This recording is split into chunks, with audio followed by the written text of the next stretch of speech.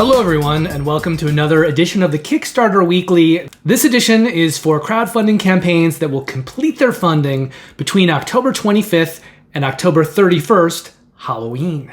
If it's your first time here, welcome. If you've been here before, welcome back. I'm going to do something a little bit different today because I was originally planning on talking about 11 different games today, and this was going to be a very big video. But one of those games was canceled. Funding was canceled, so no longer relevant. And I took a closer look at the other games, and I actually decided to cut out half of them and not cover them. So I'm just going to throw this to you guys. Do you like my cuts? As you watch the video, you'll see the games that I've actually ended up covering. And I'm going to tell you right now the games that I chose not to cover. And I'd like some feedback from anyone watching this video to let me know whether you think I made good choices or whether you would rather in the future I cover more games and include some of these games that I think maybe weren't quite up on the same level as the 5 games that I am talking about. So the 5 games that I was originally contemplating including in this video, along with the other 5 games that I am covering, are Birdwatcher, Don't Go In There, Drop Drive, the latest Roll Camera Kickstarter campaign, and Tales from the Red Dragon Inn. So as I was going through and looking at the 11 games for today, one of them was canceled, but I had very good reasons for each of those 5 that I decided not to include. Some of them I just thought production-wise weren't quite as high as the others. Some of them I thought the gameplay just really wasn't there. There are games like Don't Go In There, which I just thought the gameplay wasn't there, and it's a very light game. Now, I tend to gravitate more towards heavier games and kind of narrative, thematic, dungeon crawlery type games. So when I do cover lighter games, I am looking at what I consider to be the cream of the crop. So Don't Go In There didn't make it. However, a game that I think looks really, really good that is a lighter game called Verdant, I will be talking about later in the video. Drop Drive is very similar to Dungeon Drop, which was out a year or 2 ago. It's kind of a new themed version of it, a new skin. It's a space version of Dungeon Drop. It's called Drop Drive. It's got some extra mechanics in there. But again, I just felt like the gameplay, wasn't really quite up there. And when I look at Dungeon Drop, the ratings for that game on Board Game Geek are not that high. And I'm always trying to focus on kind of the best games that I'm recommending. But I'm being a little more transparent than usual today and kind of going over some of my reasons for not including some of these games, just to see if you guys, the ones who are already watching my videos, agree with my reasoning, and if you think we're on the same page, or if you'd like to see me actually covering some more of these games, like some of these games I chose not to cover today. Roll Camera I actually thought was the least sound of all of the games that I cut. So that was, I think, not going to make the list either way. But that was probably the first of these kind of 5 that I cut. And then the last one was Tales from the Red Dragon Inn. And I know that the Red Dragon Inn, there's another game that's been around for a while. It's very, very popular. I've never really been that drawn to it. I did take a closer look at this kind of new iteration. It's a board game version. It's kind of a skirmishy game. It just didn't quite do it for me. So those were the 5 games I cut, which leads me to what I think are the better 5 games that I'm going to be highlighting this period. And let me roll the music and then we'll get started with the first game. But again, if you like my decisions, like the video, subscribe, maybe hit the alarm bell so you'll be notified whenever I publish future videos. If you don't like my decisions, let me know below, and in the future I'll consider covering more of those games.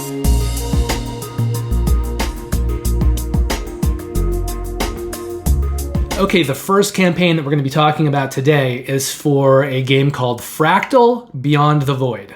Now, this campaign is going to complete their funding on Tuesday, October 26th. They went into this with a not so low minimum required funding goal of $93,000. However, they're currently sitting at $415,000, which is about 4.5 times that minimum required funding goal. So they've done very well.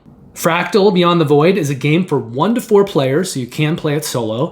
And gameplay sessions are designed to take about 1 to 3 hours. Now, the complexity on this game so far is looking to probably be heavy complexity.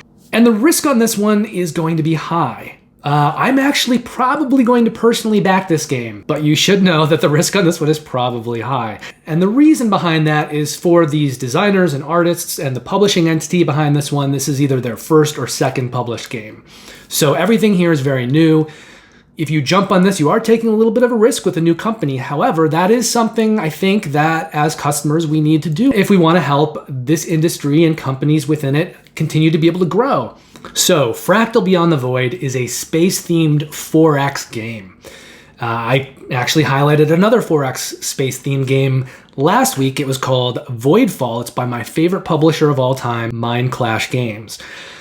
But what these two games are doing is different. Mind Clash has very high production value to it. If you look at their other games like Anachrony or Cerebria or Tricarion, you know the kind of production value behind those games that you can expect with Voidfall.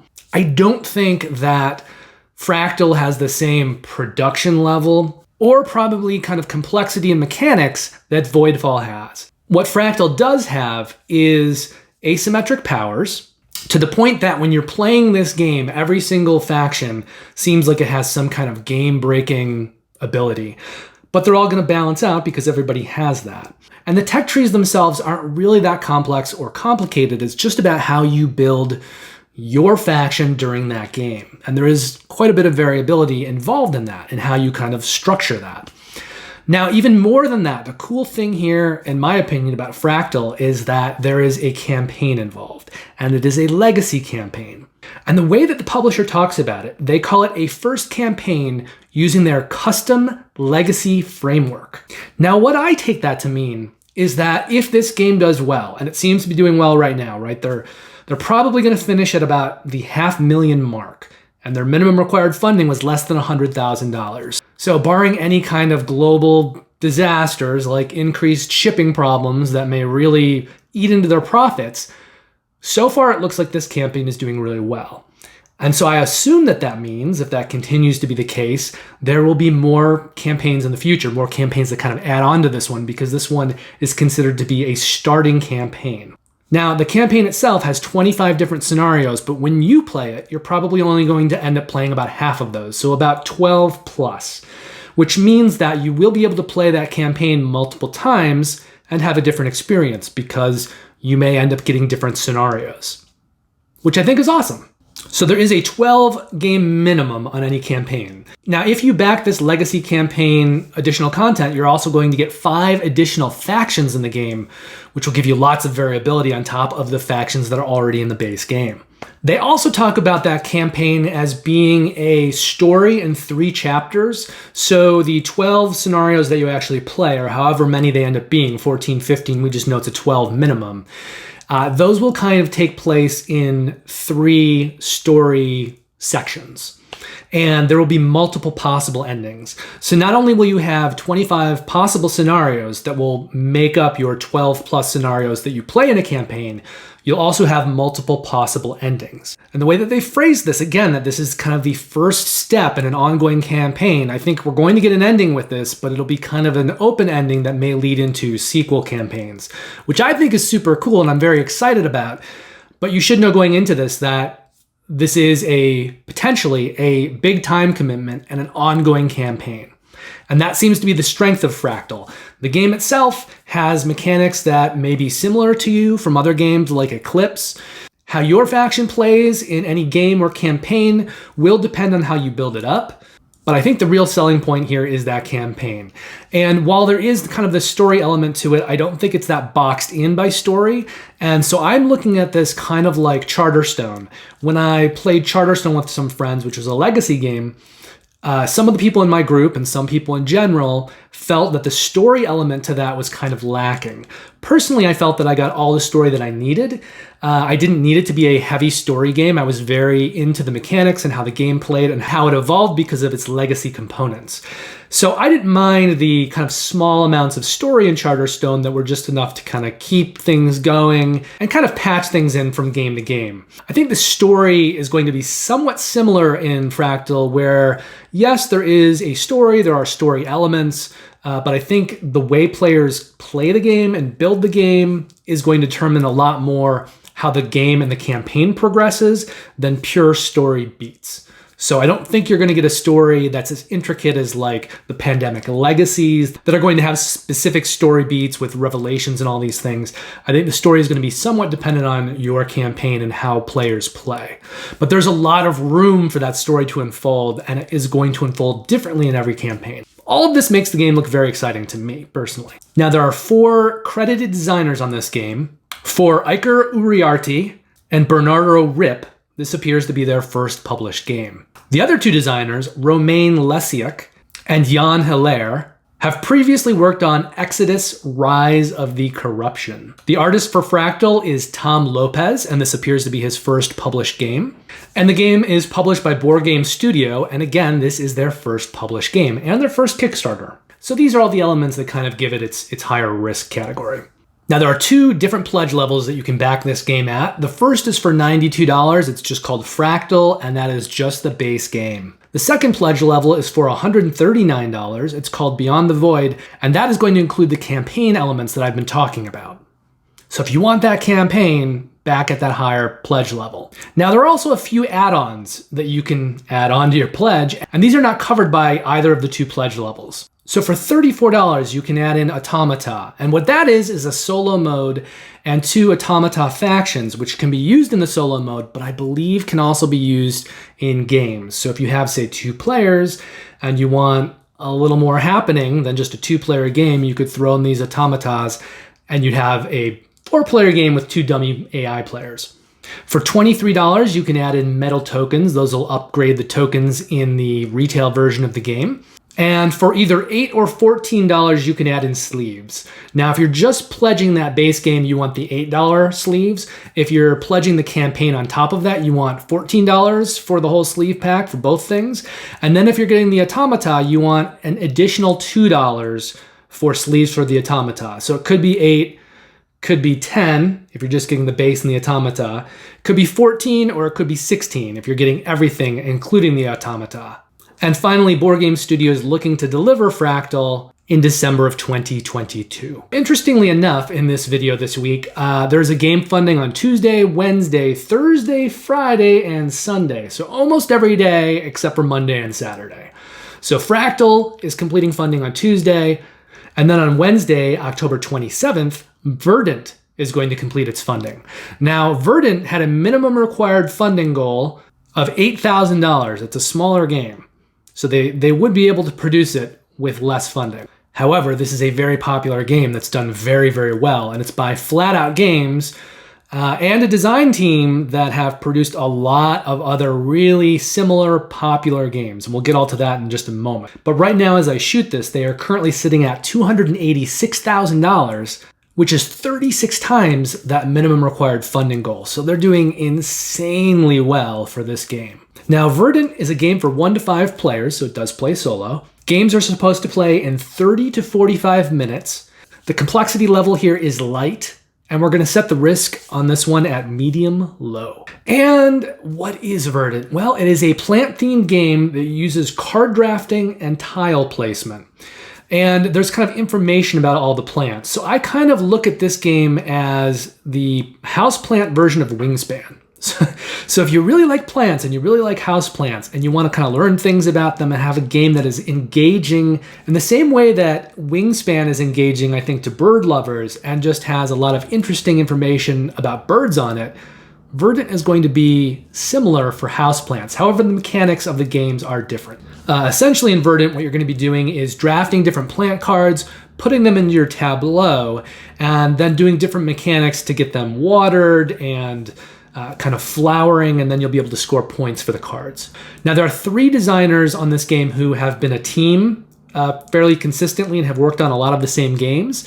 They are Molly Johnson, Robert Melvin, and Sean Stankiewicz. And the games that all 3 of those designers have worked on are Point Salad, Public Market, and Truffle Shuffle.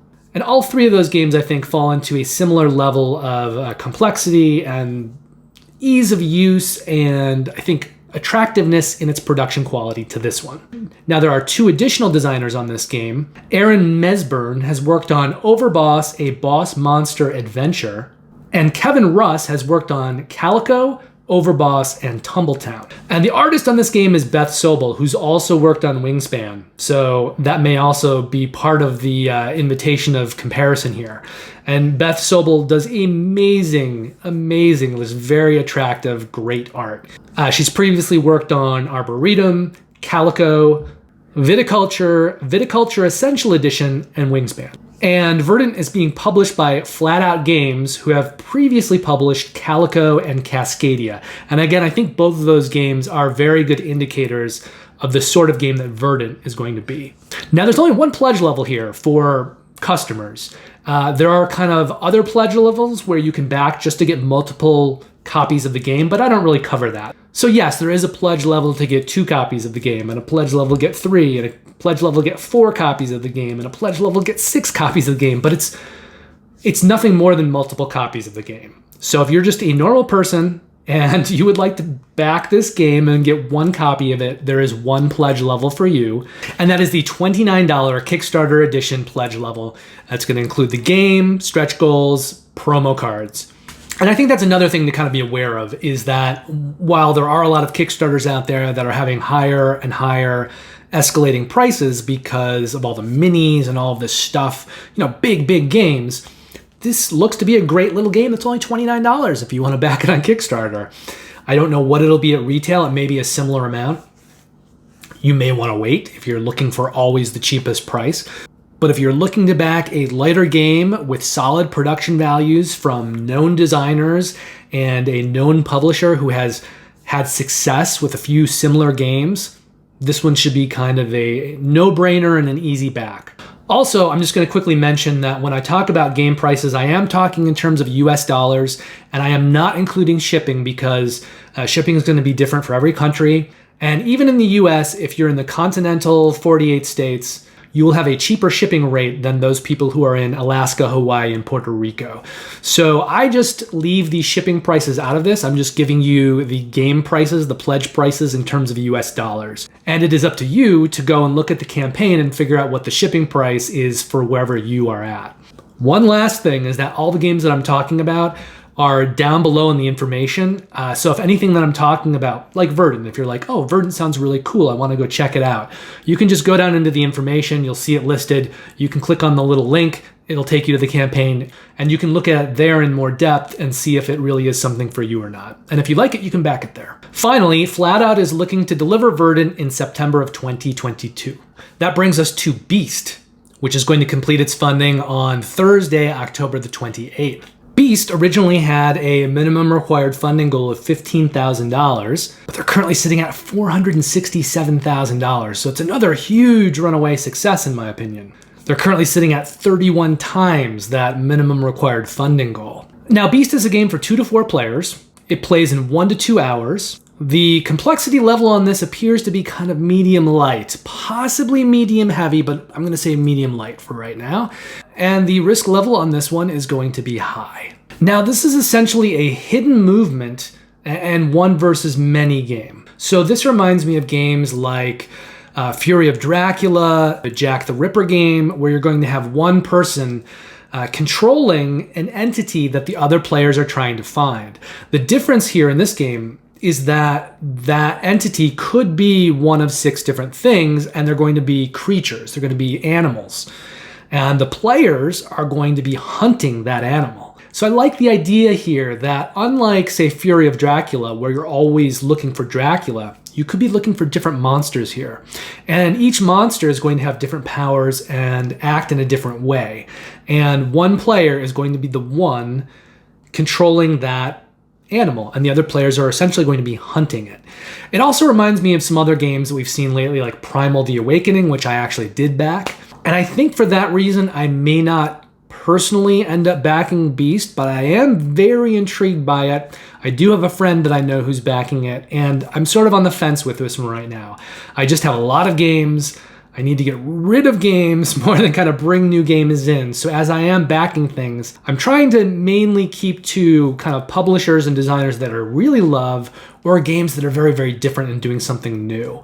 And this game is intriguing to me because I think it is doing something kind of new, but I do have a couple games that are somewhat similar to it. that I either own or I have already backed on Kickstarter and they're in production and they'll eventually make their way to me. Now in the base game here, you're gonna have 6 different hunters for players to be choosing from. And remember, it's only a 2 to 4 player game, so you will have more choices than you have players. And then you have 6 animals for the one that is being hunted to choose from. Another kind of cool thing here is that there is a big board. It is a 2-sided board. So there is one side for 4-player games and the other side for the smaller 2 and 3-player games. And remember, in a 2-player game, what that means is one player is playing the beast and then only one hunter is hunting it. So even though it says 2 players, it's kind of a one-on-one situation. When you play a 4-player game, you're going to have a 1-on-3 situation. So the designers here are both first-time designers. They are Aaron Midhall, Elon Midhall, and then the artist is also Aaron Midhall. And again, this is the first game that he has done the art on. And the game is being published by Studio Midhall, which is the publishing entity of the Midhalls. And again, this is their first published game. So while there's a lot of cool things going on here, I think it is kind of important to just be aware that first-time designers, first-time artist, first-time publisher, first-time Kickstarter, high risk. Now, if you're just going for the core game, it's $60. It's called Core. It's going to get you the core game, the stretch goals, and an art print. Hey, cool. If you want to pledge at a higher level, for $87 is the all-in, which is not quite the all-in, but it's called the all-in, and that will add an art book and metal coins to the pledge.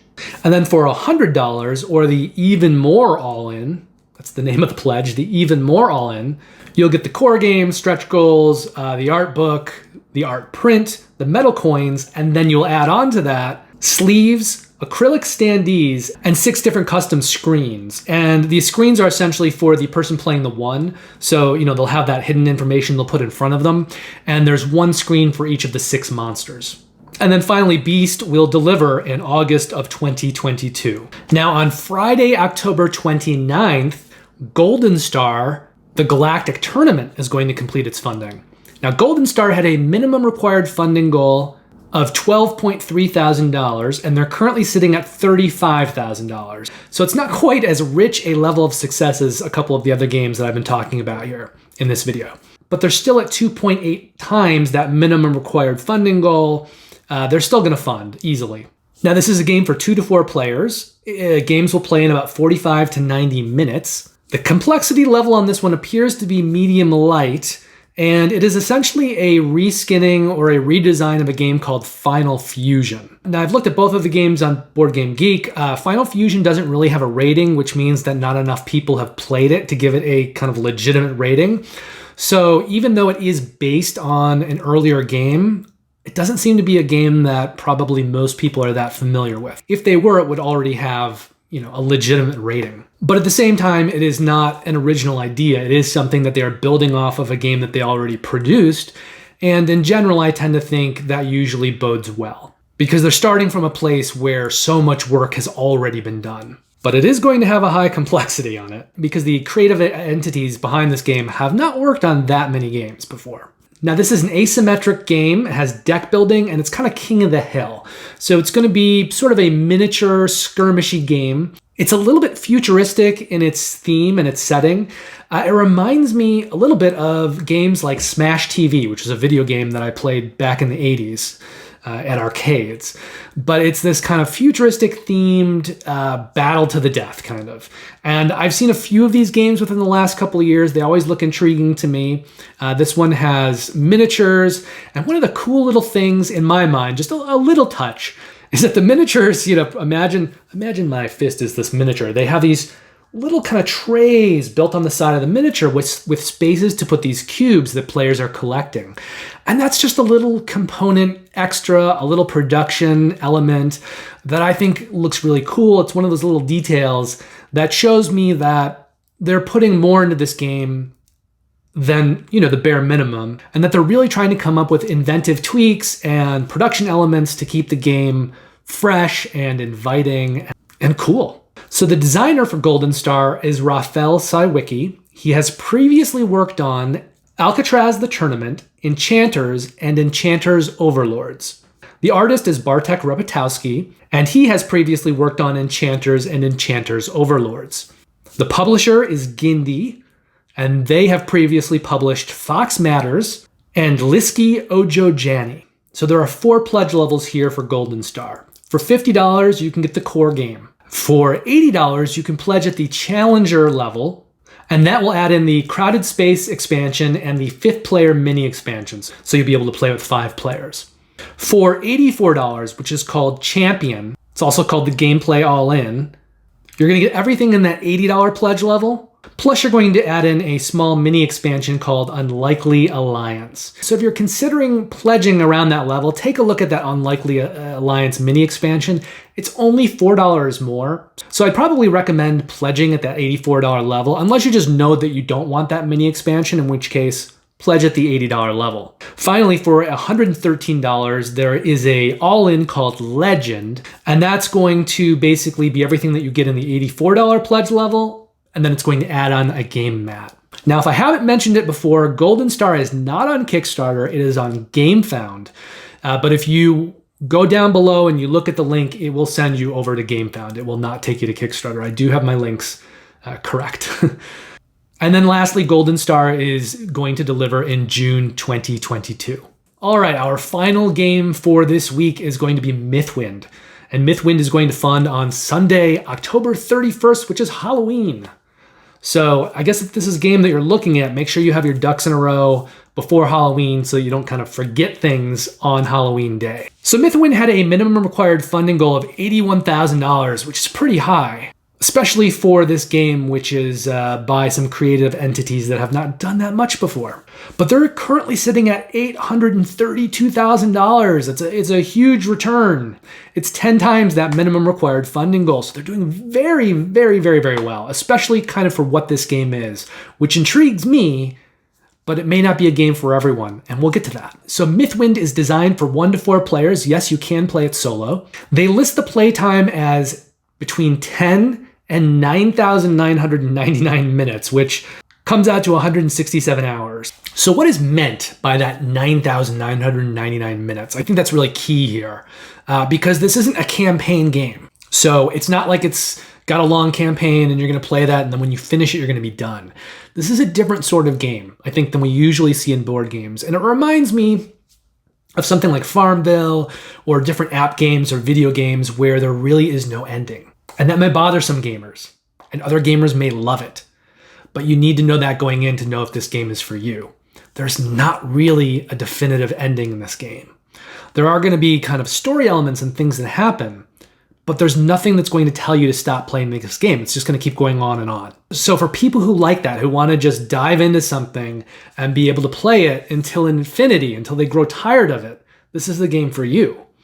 If you're someone who wants a curated experience and you want a campaign with story element that's going to have a beginning, middle, and an end, this game may create some problems for you. We'll talk about that in a minute when I get to the pledges. So it is a medium light game and mechanically, and we're going to set the risk at this one on high. Now, what's interesting about this is that there are a bunch of different characters that you can play in this game, and every character is going to play differently. So they're very asymmetric. In fact, they use different mechanics. Think of it a little bit like Merchant's Cove, but the difference is that in Merchant's Cove, it's a competitive game, and each player is using kind of a different set of mechanics, and they're all competing to win one game. As we've already said, Mythwind does not have an ending. It's also cooperative. So depending on what character you play, you may be dealing with action selection, or you may be dealing with deck building, or you may be dealing with worker placement mechanics. And because of the open-ended nature of the game, it also feels kind of like a role-playing game because there is no definitive ending. Now, Mythwind is designed by Brendan McCaskill, who has previously designed Last One Standing, the Battle Royale board game, and Nathan Lige, and this is his first published game. The artists here are Amanda Kaditz and Dan Wang, and for both of them, this is their first published game. And then finally, Mythwind is being published by OOMM, and they've previously published Last One Standing, as well as a game called No Escape. Now, there are 4 different pledge levels for Mythwind. The lowest one is $85. It's for the core box.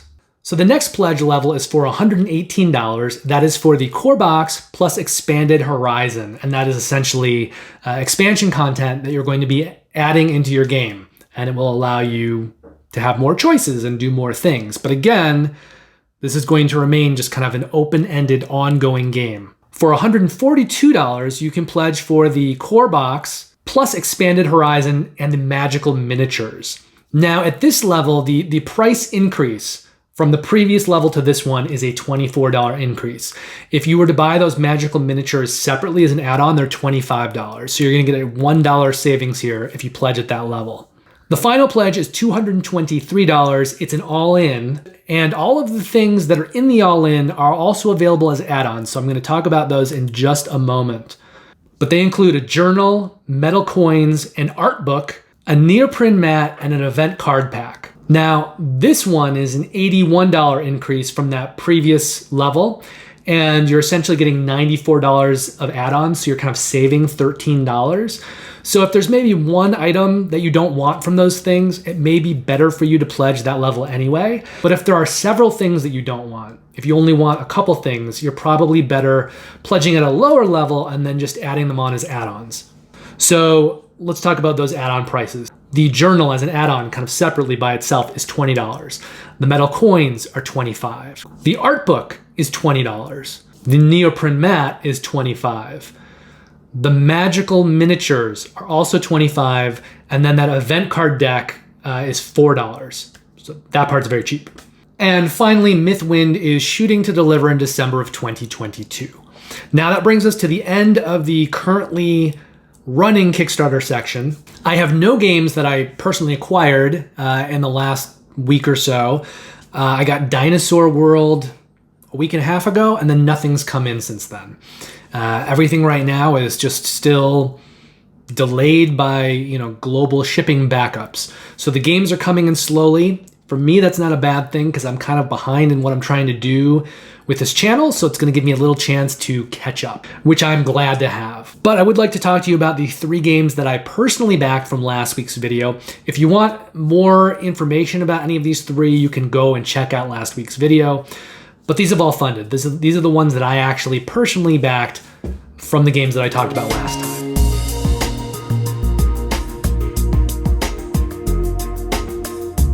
The first of those is the Stefan Feld collection, New York City and Marrakesh. I do not have a lot of Stefan Feld games in my collection.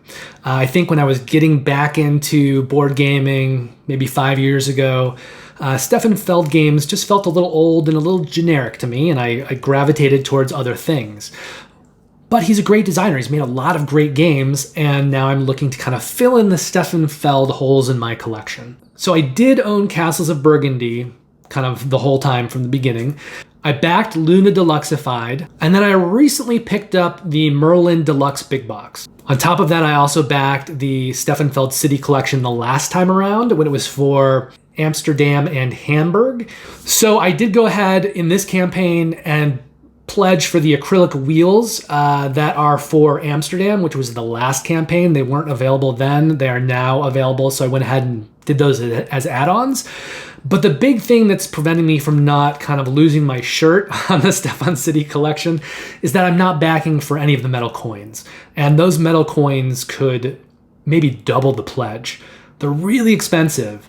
I do own iron clays and I own metal coins for a bunch of other games, so I could always kind of bring them over into this game. Maybe some of the metal coin sets for various Garpel games that I have, like, Raiders of the North Sea and all the West Kingdom games.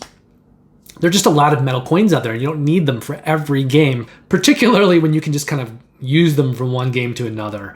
And iron clays are kind of my favorite. I got them with the brass games. They're great. They're big. I love their tactileness.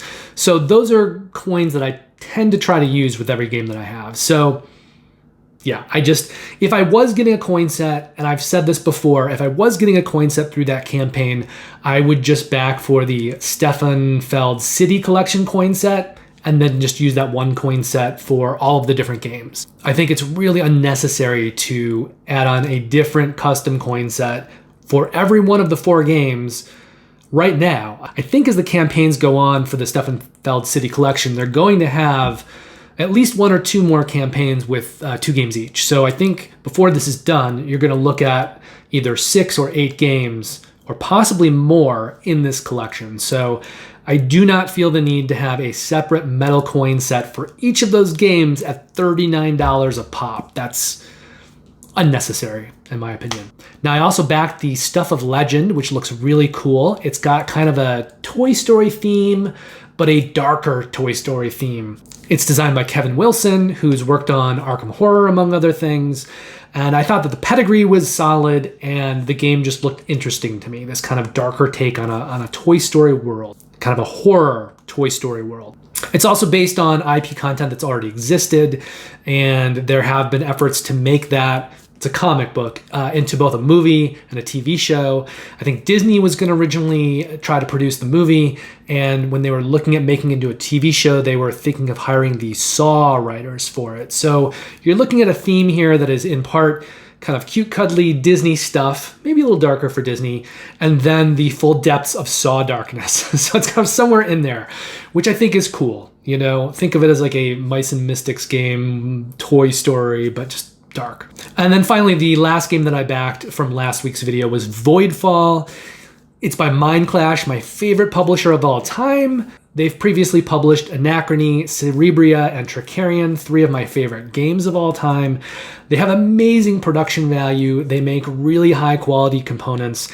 And I just think that the mechanics and the design in their games are tops. And Voidfall is designed specifically by Nigel Buckle and David Turksey. They've worked together on 2 games that came out this year, Imperium Classics and Imperium Legends. Those were kind of civilization and deck building games. And I think that both of those games are fantastic and amazing, and it's making me look forward to Voidfall even more. Oh, the artist on Voidfall is also Ian O'Toole, who I think is my favorite artist. He's done a lot of the Lacerda stuff. So Voidfall was a no-brainer for me. It was kind of like if I backed maybe 6 Kickstarters in an entire year, Voidfall would have been one of them. So I'm very excited for that, and you can bet that we'll be covering that here on this channel when that eventually does ship. Now, unfortunately, I didn't have any played games this period, so there's no played games to talk about. But I would like to do a quick what's coming here to kind of let you know what's been happening with the channel. It's been a very busy several weeks, not necessarily channel related.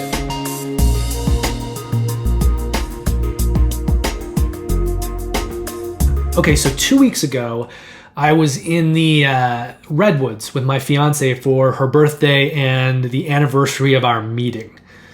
We weren't able to get married in 2020 because of the pandemic. We're currently looking at probably getting married in 2022, although we haven't set a date yet. So right now we're just kind of using the anniversary of our first date as our anniversary. So 2 weeks ago, I wasn't really able to get any work done while I was on that trip. I came back on a Thursday night, and it took me Friday and Saturday just to catch up on website stuff.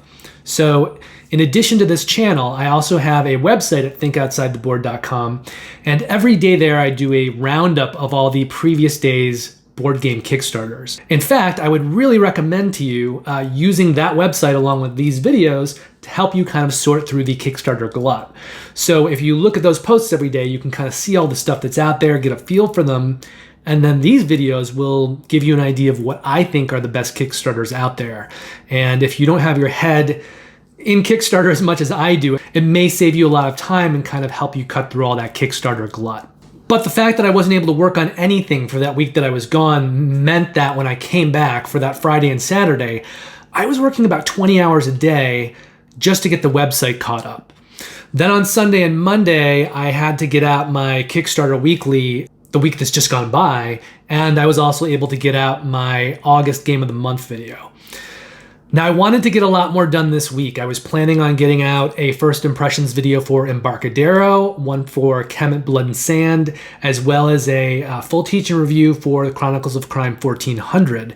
I was also hoping to finish up 1900 and be able to get a full teaching review out for that next week. However, the first couple videos kind of bled into this week, which meant that the main time I was looking to get that video work done was Wednesday and Thursday of this week. Now, we own 2 cars. One of those cars has been out of commission for a while. It needs a new belt, and then the battery died. So I literally need to get it towed to the service at the dealer, have them take a look at it, figure out how expensive the repairs are gonna be.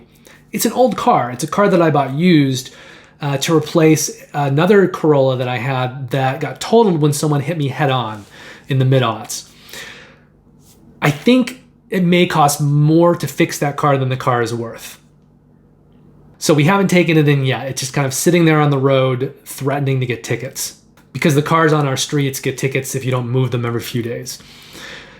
Still nothing I can do about that quite yet. So our other car, our Prius, actually broke down this week. I went out there, we had a flat tire, and I knew we had a slow leak on it, so I basically switched the tire out for a spare, went to the gas station. I needed to fill all the tires with air. They were all kind of a little bit low.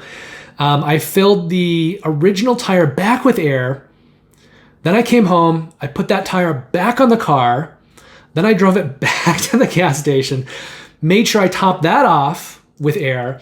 And then I had to drive it into a dealership to get that car worked on. And luckily we had an extended tire warranty plan, so they were able to do that work for free. However, they didn't have the tire in stock. So I had to drive the car home, and then they topped me off on air, and then the next day I had to top myself off with air again. I'm like doing all this work to try to keep the tire filled with air. Then I had to drive it back to the dealership the next day and get that done, and it took them a few hours. And on top of that, we had a handyman here for a couple hours doing work on Tuesday and Wednesday and Thursday.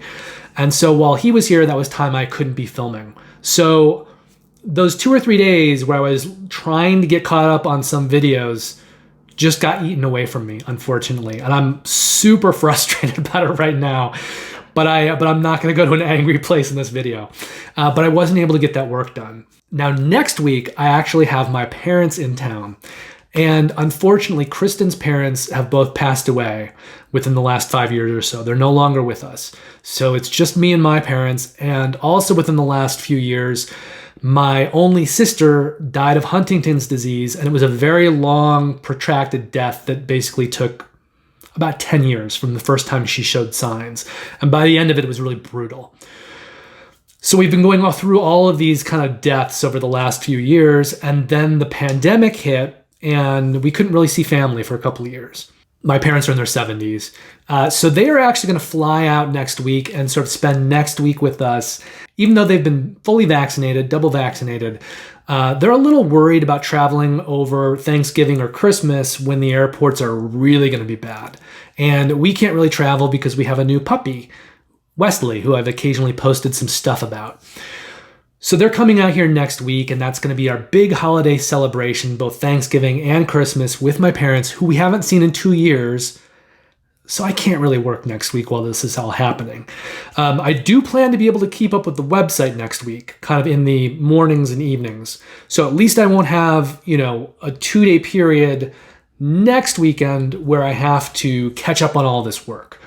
However, that does mean that Embarcadero, Kemet Blood and Sand, the 2 Chronicles of Crime videos, they're probably getting pushed off for 2 more weeks, which I really don't like, but I have to do it. Real life gets in the way sometimes, and you just kind of have to suck it up and accept it and deal with things in stride. So unfortunately, I didn't get all of the videos out this week that I really wanted to, and it was kind of in this week-long period that was sandwiched between 2 weeks where I can't really do that much work. Consequently, that Embarcadero First Impressions video, the Kemet Blood and Sand First Impressions video, the Chronicles of Crime, 1400 and 1900 full review and teaches, along with my September Game of the Month video, all of those things are going to end up having to be done in the first week of November, bleeding over into the second week of November. And then once I get through all that stuff, I will tell you what's kind of next, what's coming next. But let's get through that first. Let me catch up on the stuff that I wasn't able to get done during this 3-week period because of all of these different things happening. And then we'll check back in. Just know that the website will be updated this whole time, and next week's Kickstarter Weekly should be coming out fairly on time. That's the first thing I'm going to try to put effort into, and then everything else will follow after that. If you've made it all the way through this video and you haven't liked and subscribed yet, please consider doing that. Also hit the alarm bell if you want to be notified whenever I publish future videos.